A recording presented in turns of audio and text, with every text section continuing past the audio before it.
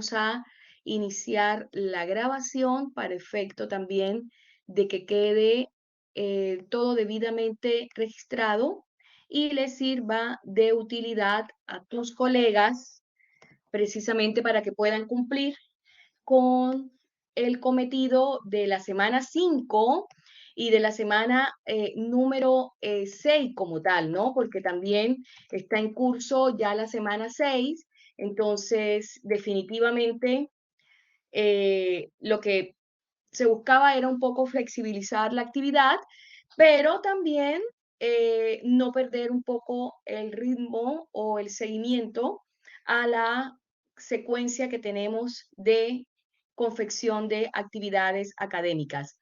En razón de ello, vamos a dejar como una breve explicación de lo que es una infografía, precisamente para perfeccionar el concepto, mostrar un ejemplo de una infografía de cualquier contenido temático y dar cabida, por supuesto, a la presentación de la actividad de la semana número 5 y aprovechamos y explicamos la semana número 6 como tal. En razón de ello, vamos a ser muy simples y una infografía es una representación visual. Yo voy a mostrar una imagen que entiendo que también incorporé en la actividad y es cómo hacer una infografía en 5 pasos, que de una u otra manera también el instructivo, vamos a ver, el instructivo que ustedes tienen en su rúbrica claramente muestra, vamos a ver si ahí lo podemos observar, muestra cuáles son los pasos a seguir para la construcción de una infografía. Hay que tener en cuenta que la infografía es una representación visual que resume o explica alguna información, algún contenido informativo mediante secuencias expositivas, argumentativas o narrativas. Y en el fondo la infografía es una representación visual gráfica, de esquema, lo que la hace muy dinámica, muy atractiva, muy fácil de entender el contenido para cualquier receptor de la información como tal. Por eso es importante que miremos un poco esta pequeña imagen que la cual nos va a demostrar cuáles son las etapas de construcción de una infografía. Entonces, lo primero que hay que hacer es definir los objetivos, ¿ya? Exactamente cuáles son los contenidos temáticos y los fines que van a abordar ese contenido como tal. Ya nos vamos a transportar, por supuesto, a nuestra semana número 5, cuyo contenido está debidamente especificado y trata fundamentalmente sobre el cuidado personal de los hijos y la regulación que se marca en torno a este, incluyendo, por supuesto, la patria potestad, entendiendo que la patria potestad es ese conjunto de derechos, deberes y obligaciones que tienen los padres sobre los hijos y que de una u otra manera ese cuidado personal viene a ser la consecuencia de la patria potestad. Por eso es tan importante. El segundo paso el segundo paso es precisamente recolectar información, es decir, mmm, si ustedes se percatan, en su semana número 5 también hay material y hay material académico y está el Wiki Learning que también fue puesto a disposición precisamente para que ustedes puedan recaudar la información necesaria como tal. El tercer paso es elegir el gráfico que cumpla el mejor propósito de esos objetivos, de esos fines y de esa información que ustedes están recaudando. El cuarto paso es elaborar el esquema, la plantilla, que de una u otra manera va a dar lugar, por supuesto, a la imagen, a la visualización que ustedes quieren presentar de manera sucinta o de manera breve, que eso es lo que busca fundamentalmente la infografía. Y de una u otra manera, el paso quinto es darle como ya los matices, los colores, las fuentes, el orden, el encabezado que ustedes pretenden, por supuesto, darle a esa representación gráfica como tal. En el fondo, la infografía viene a ser una representación muy sucinta a donde se define el tema, a donde se recopila la información, a donde se organizan las ideas, a donde se descarta lo que sea, por supuesto, irrelevante, a donde ustedes seleccionan un esquema y a donde, por supuesto, seleccionan también la estructura, el contexto, la fuente, los gráficos, el icono que ustedes de una u otra manera pretenden proyectar como tal. Por eso, importante que se tenga muy claro, vamos a ver si logramos siquiera la presentación de un modelo de infografía que muestre de una u otra manera eh, con ejemplos la misma. Vamos a ver si tenemos una, aun cuando no sea de nuestro contenido, vamos a dejar de compartir, pero yo creo que esta indiscutiblemente nos puede ser muy útil. Vamos a ver. Vamos a ver, y aquí estamos. Esta es una infografía que traza fundamentalmente la ruta de atención integral a la primera infancia. Si ustedes se dan cuenta, la infografía, que es un esquema gráfico de la representación de información que se quiere sobre un determinado contenido o tema, nos muestra qué es la atención integral en la primera infancia, cuáles son, por supuesto, los atributos de la atención integral, cuáles son las 5 estructuras, cuáles son los 5 momentos en que la edad del niño incide fundamentalmente para hablar de atención integral y por supuesto cuáles son los entornos y los mecanismos que se hacen para garantizar esa atención integral. Aquí la vemos fundamentalmente, una lástima que no se logre ver de una manera más grande. Vamos a ver si de pronto quizás ahí nos pueda ser más útil, parece que sí. Y aquí la tenemos para que obviamente, vamos a ver si de pronto disminuyéndola, y ahí de pronto pueda ser más efectiva su visualización en materia de infografía, con unos gráficos, con un esquema, con una representación gráfica, nos muestran o nos suministran la información de manera breve, sucinta y concreta como tal. También hay un vídeo, vamos a ver, que también es importante. Veamos un momento, por favor, si son tan amables. Vamos a ver si logramos presentarlo para efecto de. Vamos a ver, vamos a dejar de compartir y volvemos a compartir la aplicación para efecto de. Vamos a ver si ahí logramos. Vamos a ver si ahí logramos.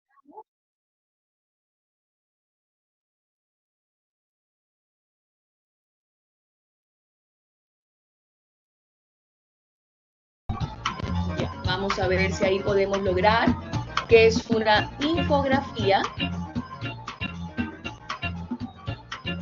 ¿Qué es una infografía? Ahí nos está dando la Una infografía es una forma visual de ofrecer información, con una presentación esquemática que resume datos y los explica a través de viñetas y gráficos sencillos de asimilar. ¿Cómo hacer una infografía? Es muy fácil, solo sigue estos sencillos pasos. Paso 1. Seleccionar el tema.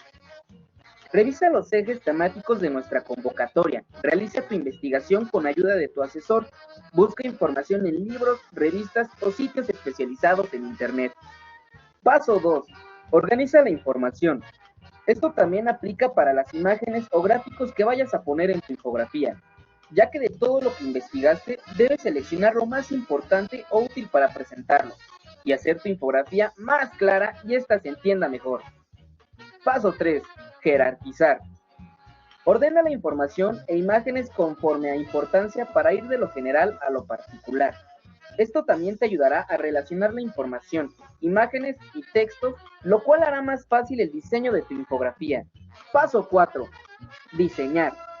Ya que hayas entendido qué es lo más importante para tu infografía y cómo se relaciona con el resto de la información, selecciona los colores, tipografías, iconos y gráficos que mejor se adapten a lo que quieres reflejar sobre tu tema, ya que estos darán la primera impresión de tu infografía con el público.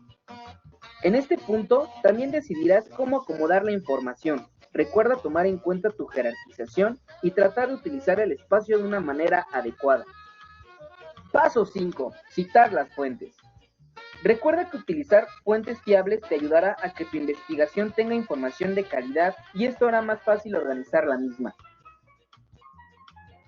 Primer concurso de infografías del sí.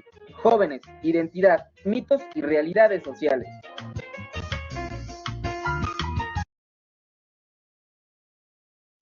Bueno, ahí teníamos una breve explicación. Vamos a dejar de compartir del cómo se hace, o sea, cuál es el enfoque, cuál es lo fundamental, por supuesto, que se tiene que tener en consideración a la hora de elaborar la infografía.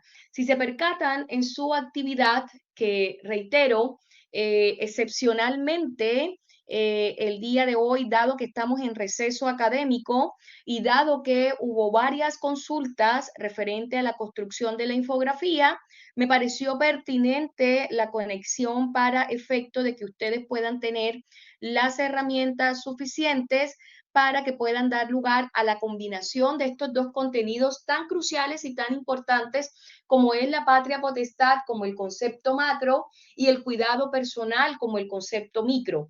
No deben obviar, por favor, no solamente quedarse con el encabezado que nos dicta la semana como tal. Hay que descargar el documento, hay que descargar las instrucciones y la rúbrica de evaluación, porque la rúbrica de evaluación va a ser la consideración, los criterios que va a tener el docente y que ustedes también van a utilizar en su actividad para que sea incorporada como tal.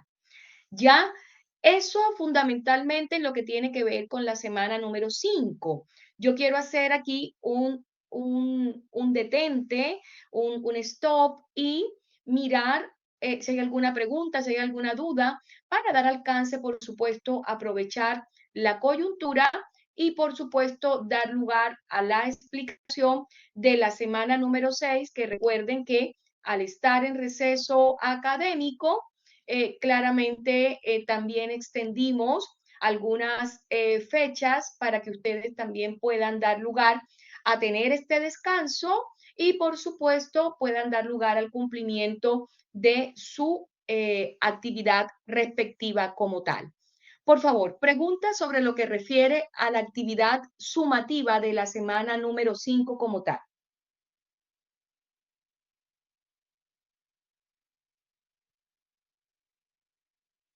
Por favor, preguntas, dudas, inquietudes.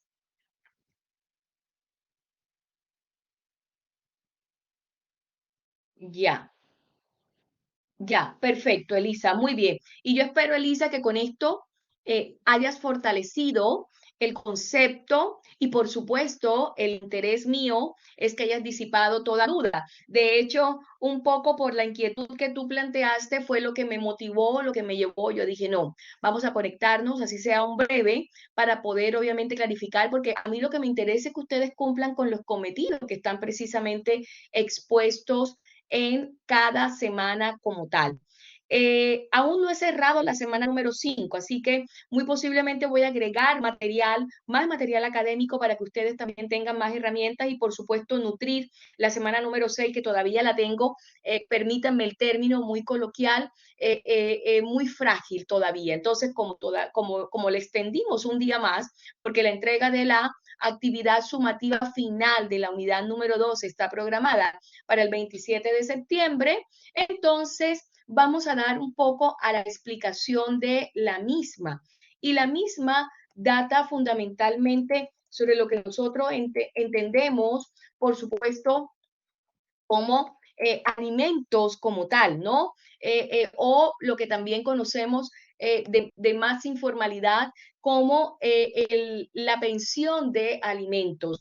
Y en el fondo, cuando nosotros hablamos, antes de hablar un poco de la actividad como tal, también es bueno hablar sobre qué es la pensión de alimentos como tal, porque siempre es uno de los temas que en materia de juicio de familia tienden a ser muy complejos. Ustedes ya se habrán dado cuenta también por el material suministrado, este material bibliográfico, dado que muchos de ustedes me comentaron que en esta oportunidad no había cuaderno de apuntes. Lo que se trata fundamentalmente es de velar por el mejor interés de los hijos.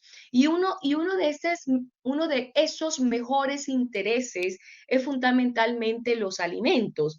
Hoy por hoy estamos en la Asamblea General de las Naciones Unidas y de una u otra manera se debate sobre las migraciones y el cambio climático. Si muchos de hoy se despertaron, gracias a Dios, y se han dado cuenta que hay una suerte de cambios climáticos, lluvias, inundaciones, aluviones, terremotos, ciclones, tifones, etcétera.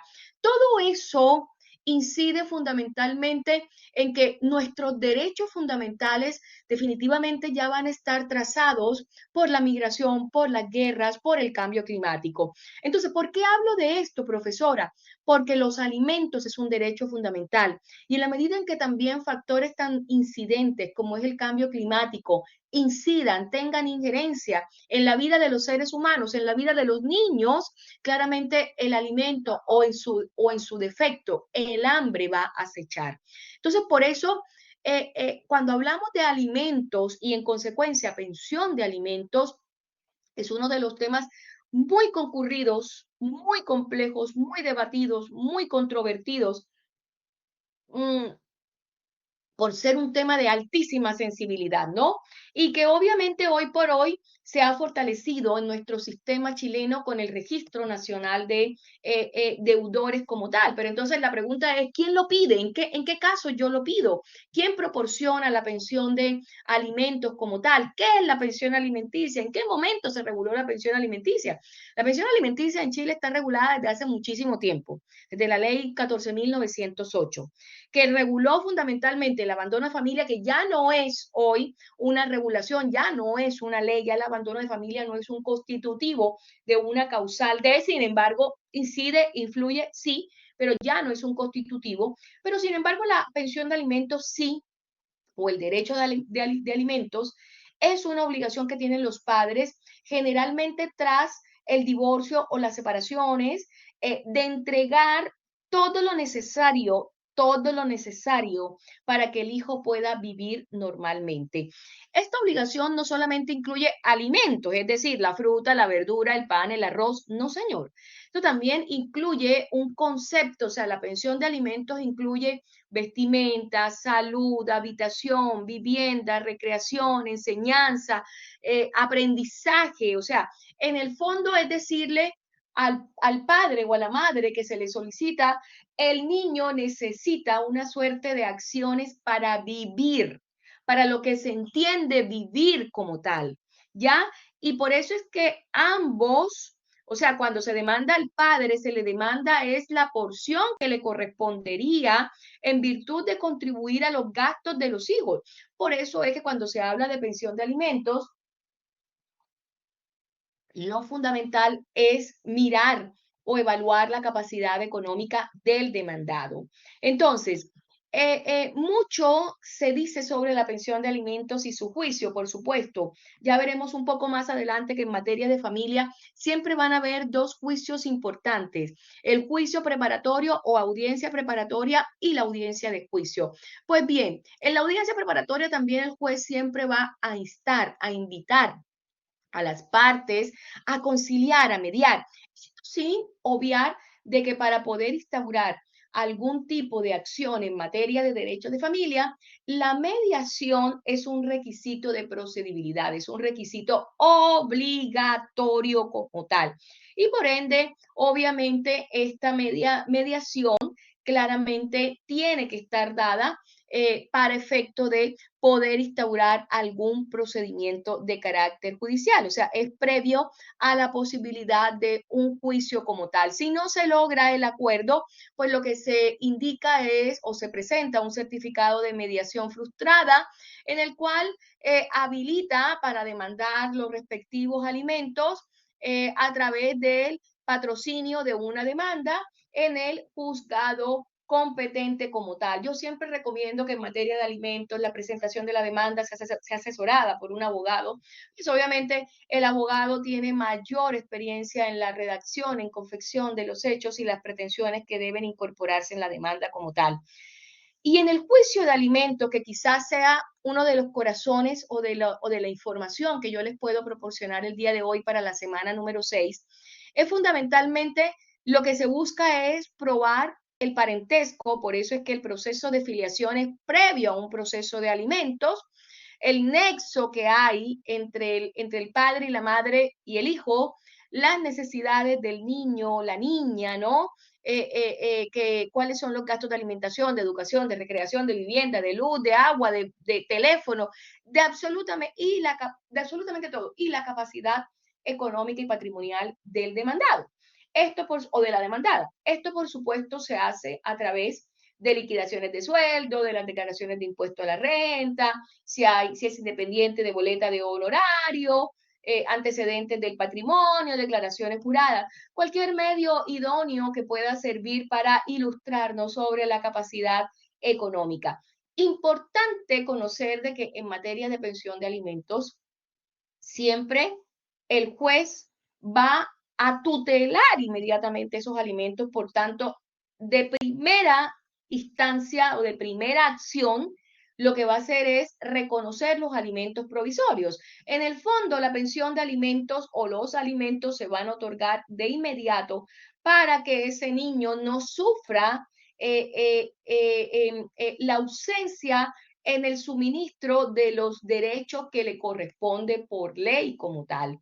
Entonces también es bueno entenderlos de que hay fórmulas para determinar el monto de la pensión de alimentos, ¿no? Y esto depende de si la persona demandada tiene uno o más hijos. Entonces, cuando solamente hay un hijo, el monto mínimo que por ley debe pagar por pensión de alimentos corresponde a un 40% del ingreso o la renta mínima remuneracional.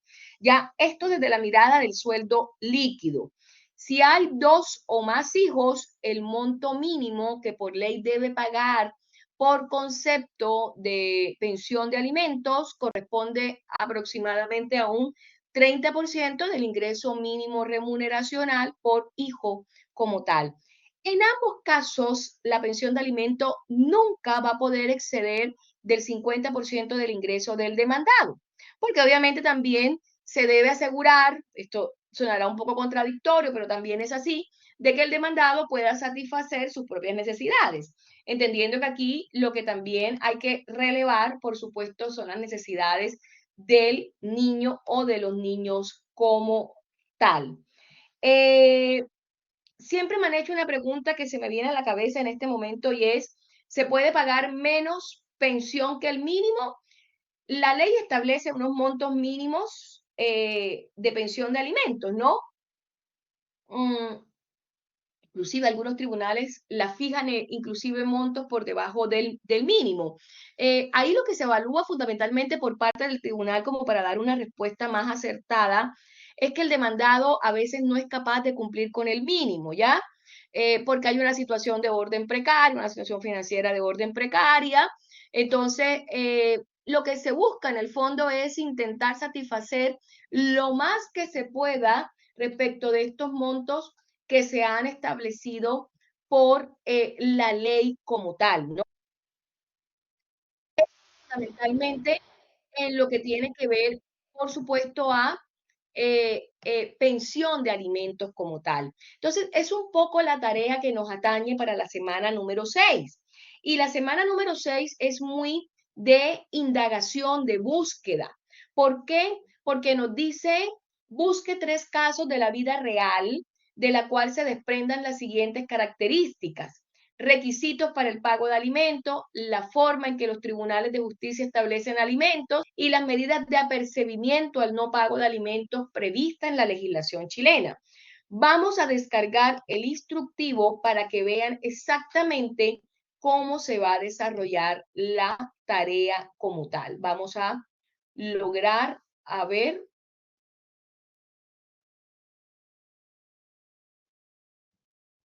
vamos a lograr,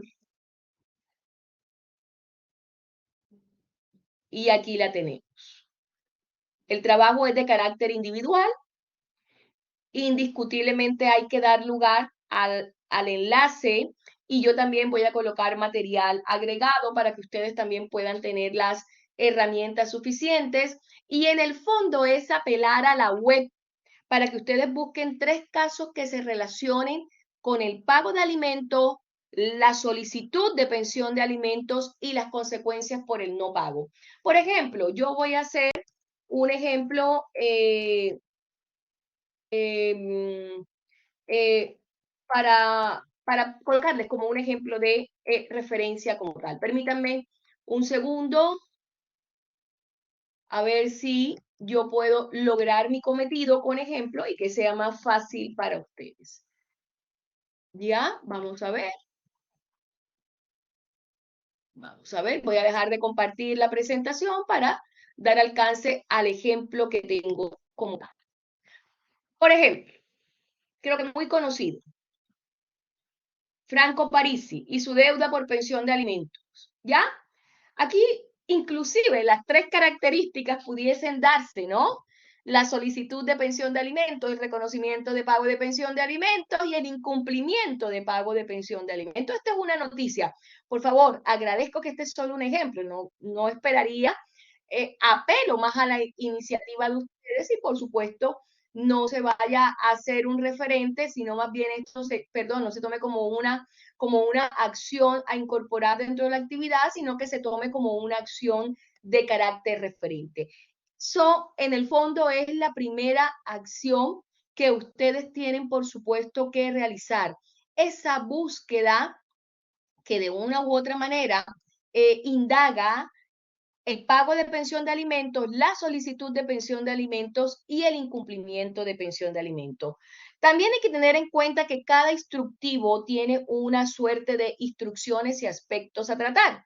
Una portada, una introducción sobre el pago de pensión de alimentos, la importancia del pago de pensión de alimentos, la importancia del derecho de alimentos, las consecuencias del no pago de pensión de alimentos. El desarrollo, que por supuesto serían los 3 casos, y las conclusiones. Los 3 casos ustedes lo pueden dividir en la solicitud, en el incumplimiento o en la petición. O los 3 pueden contener a su vez 2 o 3 elementos solicitados como tal. Entonces tenemos la rúbrica va a tener en cuenta la distinción de los requisitos, la forma en que los tribunales determinan el pago de alimentos y las medidas de apercibimiento, que son las medidas por incumplimiento en el pago de pensión de alimentos. Volvemos a nuestra semana número 6 para dar mejor alcance. Vamos a ver. El hecho es que hay que buscar, indagar.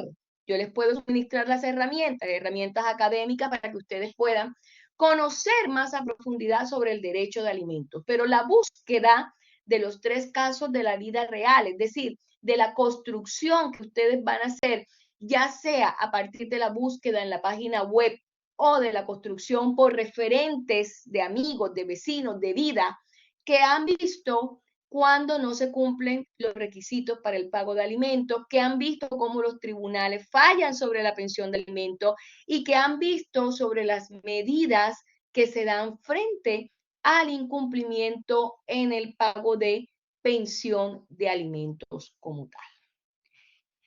El trabajo de la semana número 6 debe entregarse el día 27 de septiembre, finalizando la jornada como tal. Esto para efecto de haber concedido el plazo extemporáneo para la semana número 5, dado que nos hallamos en receso académico, y dar alcance, por supuesto, un poco más a la semana número 6. Ahí hago la pausa para indagar o verificar si hay preguntas o dudas.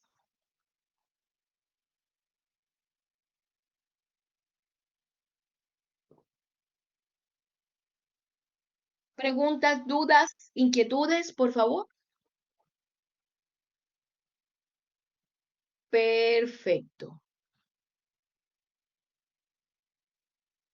Ya.